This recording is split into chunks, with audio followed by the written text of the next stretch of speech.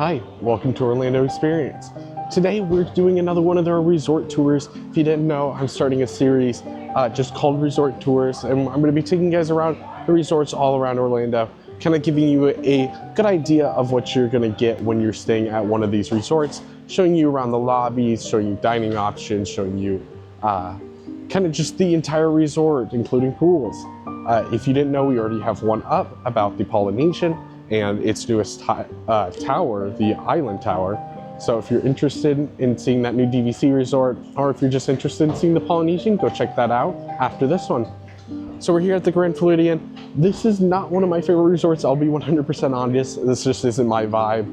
When I'm staying at a resort, I just don't want it to feel like this. But I do think it's a very nice resort. Another one, again, here along the monorail straight to Magic Kingdom. That's a big reason a lot of people stay here. You can just head straight to Magic Kingdom from the monorail, and that's the easiest way to get there. So we're gonna be heading inside the lobby first. We'll be kind of looking around, we'll check out some dining locations, and we'll go all around the lobby, and then we'll be heading out towards the rooms. Just like with all these resort tours for at least right now, I will not be staying at any of these. You won't actually see a room tour in this video. I'll be showing pictures of the rooms from Disney, but otherwise, you know, I ain't made of money, so can't be staying at these resorts. They do have a very nice entry area here though. I would say just a step below the Polynesians, but they do have some really nice like photo ops with some classic cars and wagons. They do have some fire out here right now, these like little heater poles, because it is very cold out today. And then we're just gonna be heading along the walkway straight into the lobby. So as you head inside, you are gonna be greeted with the giant lobby they have here at the Grand Floridian. There isn't a whole lot of lobbies that are gonna be bigger than this. This one's just absolutely massive with just a ton of floors. And it's really impressive to stand inside. This is one of my favorite parts of this resort, is its lobby and what they do with it. Obviously, I'll talk about the elephant in the room. Unfortunately, they did take away the live band right after COVID and replace that area with a lounge/bar. I do not agree with that. I don't think anybody does, because they let go of all the band. And I thought that was probably the best part about this lobby, to kind of have a live like band right up here. It was obviously right there where I was zooming in. Right as you walked in, it was fantastic, and I really wish I would see them bring it back, replace it, do something, because I really enjoyed that experience. Then right off to the right side, as you walk in, you are gonna have reception here. So this is obviously where you're gonna be checking into your rooms, getting your room keys, getting it all linked to your account, stuff like that. Anything you need is gonna be done there. They're gonna have restrooms right off to the left side if that's what you're looking for as soon as you walk in. They do have this almost like giant bird cage thing. I don't really get that. I know that's just kind of the vibe of this resort. They do have a live piano still here. I don't know when they come out. I've almost never seen them out, so it could be kind of a rare occasion. One thing that a lot of people stay at this resort for is actually when it is Christmas time. Over here, kind of in this area, they build a giant real gingerbread house that I think is super, super cool. But we're gonna be heading off to the right side.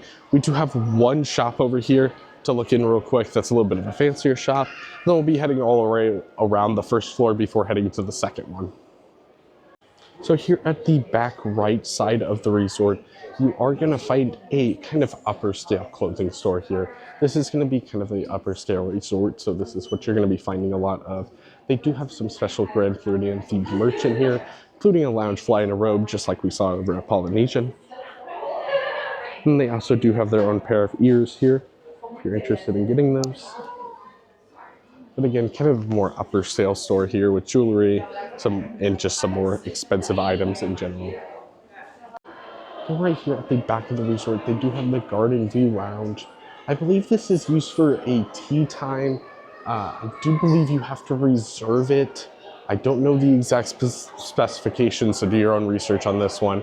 But I do believe this is for like a tea time kind of situation. It is not a big lounge area, so I imagine it is pretty scarce with seating.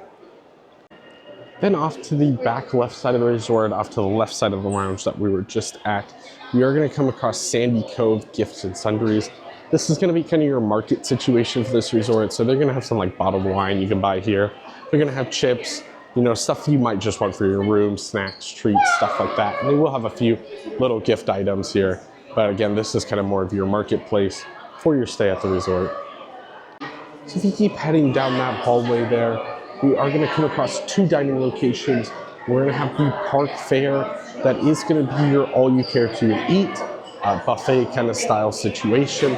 So just like Ohana or any of your other buffets here at the Disney World Resort, it's just going to be an all-you-can-eat. You're going to sit down. You're going to be able to just eat what you want. I believe this one is still buffet style, so you're going to be getting up, getting your own stuff.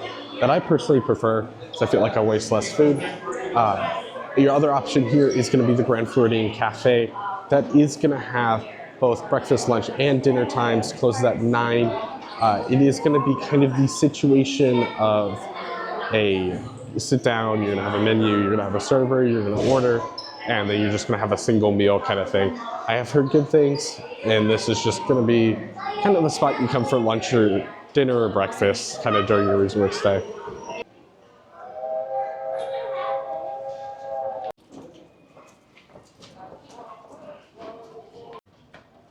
Still here on the first floor, but a little bit outside. If you head off to the left side, once you exit that park fair area, we are going to come across Gasparilla Island Grill. This is going to be your walk-up location, so this is going to be anything you just need late at night, early in the morning, if you're trying to grab a quick breakfast or a quick dinner. This is going to be your location for it, with, again, your normal kind of resort food options. You're going to be having pizza, burgers, and some special options that are going to be exclusive to here that are going to be kind of themed to the Grand Floridian.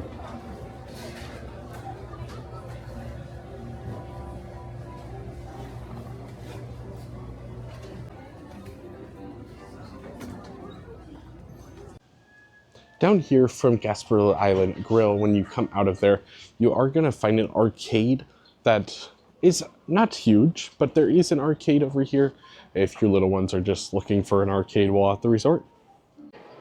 So we've re-entered the lobby now. We're going to be heading up to the second floor to check out all the dining options and shop options up there real quick. We're going to start our second floor journey up here. We're going to be heading off to the left side of the stairs and the right of the escalators if you're coming up there. And we're going to be heading to the main gift shop here at the Grand Floridian. That is, interestingly enough, on the second floor up here.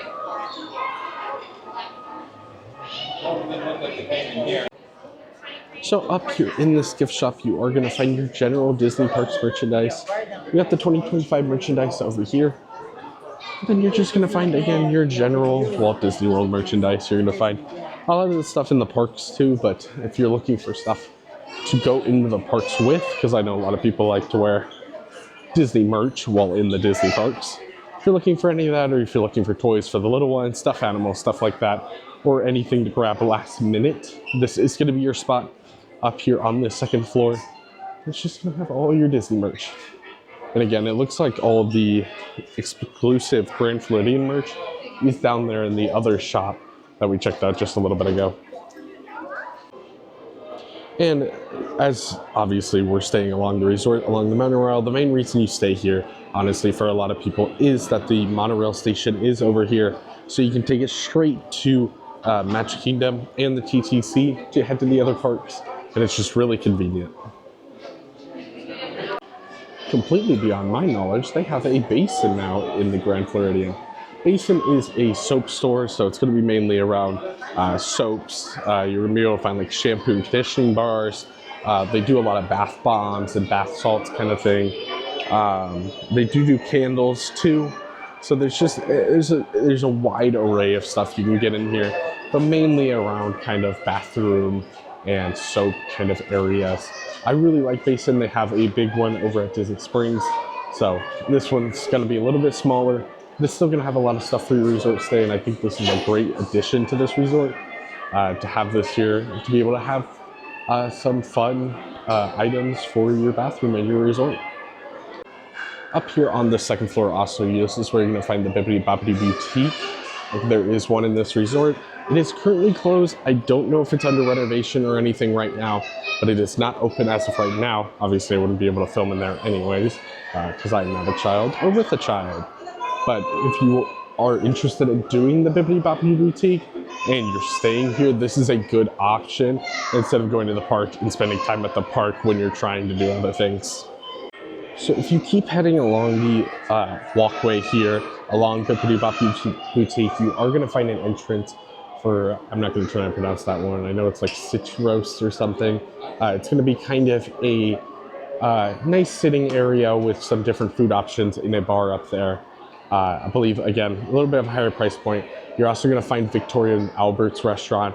That is, I believe, the most expensive restaurant still on property. It's either that or the Japan restaurant over in Epcot, the very secret one. I don't know which one.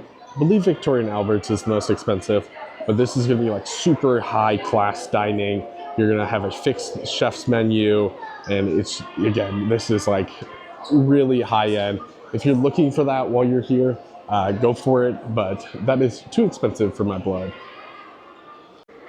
Well, last and definitely least on my list is the Enchanted Rose up here. This is going to be a Beauty and the Beast bar that's open in the afternoons 3:30 to 11 p.m. as of right now. Again, bar atmosphere. Again, as I mentioned earlier, this bar is what replaced the live band. I still think they have room up here. If you look off to my left here, I think there's room here for the band still. But obviously this is what replaced it. I still think it's a very nice looking area, even if it's a little bit confusing with the theming, with this being a Victorian hotel than a French themed bar there.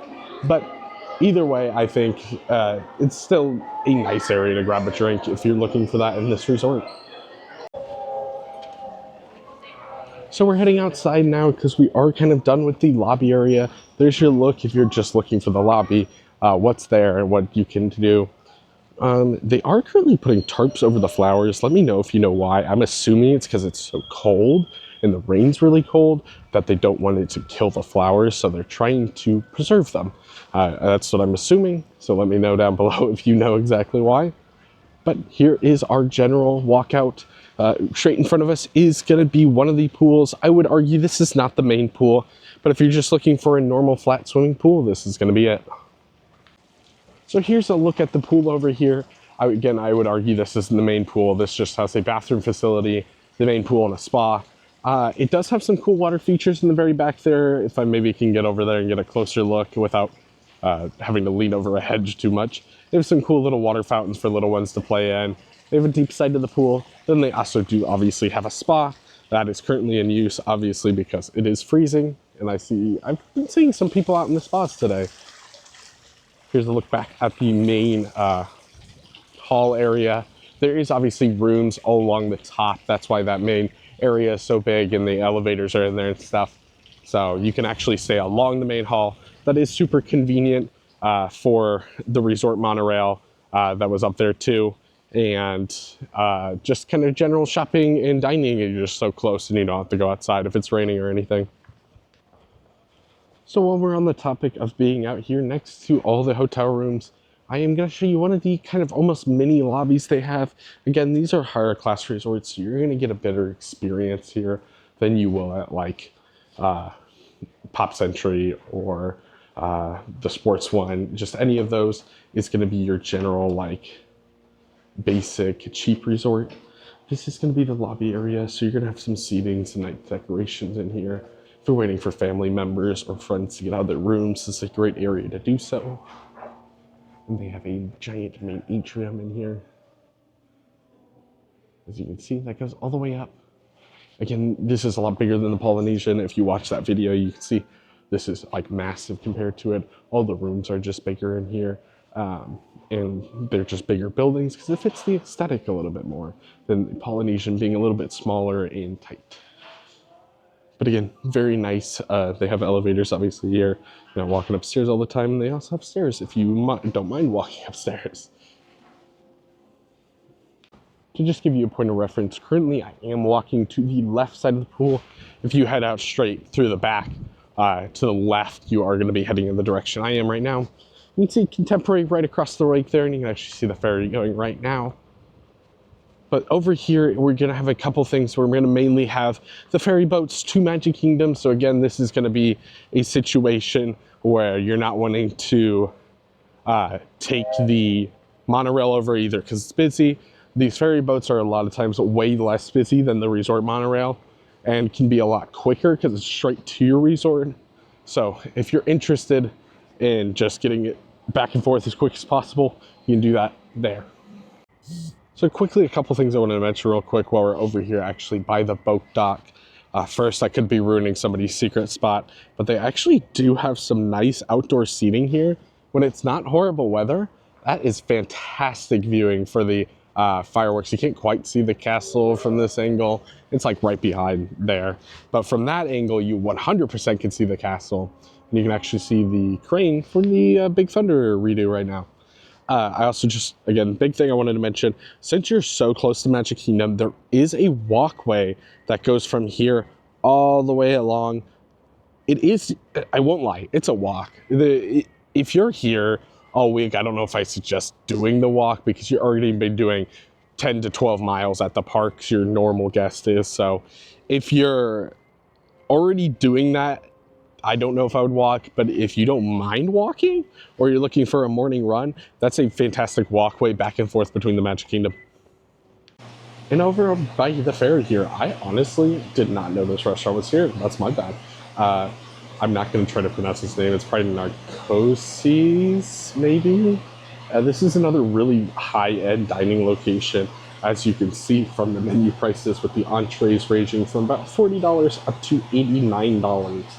So again, higher end dining location. You're gonna find a lot of those in this resort since that's just kind of the vibe. They also do obviously have different cocktail options while you're dining out here. One more thing when we're talking about outside amenities, I wanted to mention over here, before we head over to the pool area, over here by the Quick Serve location that we talked about earlier in the arcade, there is gonna be a marina. You can book like kind of excursions on private boats. I believe you can do fishing too, but I know it's mainly for fireworks viewing and private fireworks viewing and stuff like that.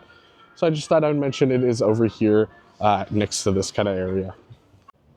And quickly to give you a point of reference to kind of where we're at right now, if you head out right there, that's where we came out from the main hall. That is the other pool right there. So we just came off to the right side fully. And we do have another pool area that I consider this to be the main pool area. So they do have some very nice seating out here I wanted to mention. They actually have some like shaded seating that I think is really nice, like pulls over on you. So if your little ones are playing, here's the kids area. It's pretty small. I know it got renovated not too long ago, but obviously it's a play area, so it wears easily. Obviously all themed to the Mad Hatter and Alice in Wonderland. I think it's really fun, and it's got some cool design to it, so I'm sure your little ones would enjoy this. And then right next to that kids one, we do have our main pool, what I would argue is the main pool. Usually I believe there is a water feature back there, but it is currently off because this pool is closed because the weather is so bad. They do seem to have at least like one pool open at each resort that I think is super nice to at least have something open.